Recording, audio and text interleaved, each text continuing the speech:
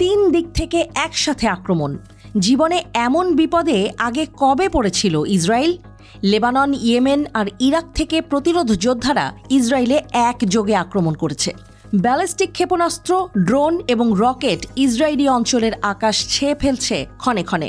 ইহুদি রাষ্ট্রটিতে এখন মাল্টিফ্রন্ট যুদ্ধ বেশ দ্রুতই বড় হচ্ছে।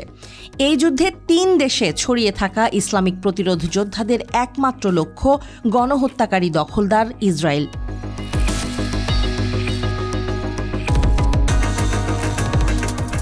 ইসরায়েলি প্রতিরক্ষা বাহিনীর দেয়া খবরেই ধরা পড়ছে প্রতিরোধ যোদ্ধাদের মোকাবিলা করতে গিয়ে দখলদার ইসরায়েলের দুরবস্থার কথা।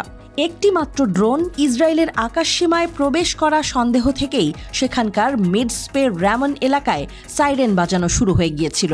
ইসরায়েলি প্রতিরক্ষা বাহিনী বলছে ঘটনাটি মিটে গেছে এবং ইসরায়েলিদের আহত হওয়ার কোনো খবর তাদের কাছে নেই।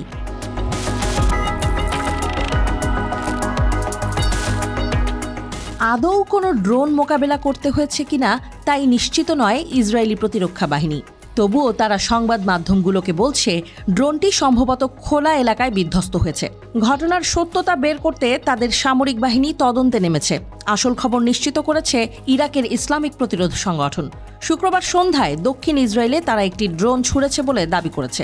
ইসরায়েলি সংবাদ মাধ্যম রিপোর্ট করেছে ড্রোন এবং ক্ষেপণাস্ত্রের ভয়ে ইসরায়েল জুড়েই সাইরেন সক্রিয় ছিল।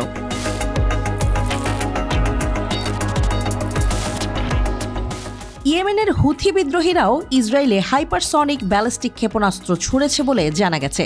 নাকাব অঞ্চলের নেভাটিম বিমান ঘাঁটি লক্ষ্য করে ওই আক্রমণ চালায় হুথি সশস্ত্র বাহিনী। ডে সি সংলগ্ন ইসরায়েলি এলাকায় হুথি ক্ষেপণাস্ত্রের ভয়ে সাইরেন বাজতে থাকে বলে জানিয়েছে ইসরায়েলি মিডিয়া। ক্ষেপণাস্ত্রটি সফলভাবে টার্গেটে আঘাত করেছে বলে জানিয়েছে হুথি।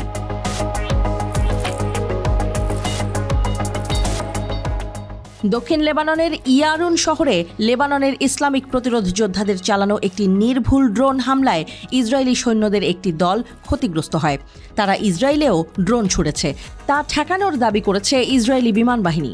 এছাড়াও প্রতিরোধ যোদ্ধারা 1 ডজনেরও বেশি রকেট দিয়ে উত্তর ইসরায়েলে আঘাত করেছে। আল মানারা, আল মালিকিয়া, সাসা ও ডোভেভ ব্যারাকের বসতিগুলোতে এবং খিয়াম শহরের পূর্ব উপকণ্ঠে ইসরায়েলি সৈন্যদের একাধিক দলকে রকেটের ধারাবাহিক ব্যারেজ দিয়ে তারা টার্গেট করে।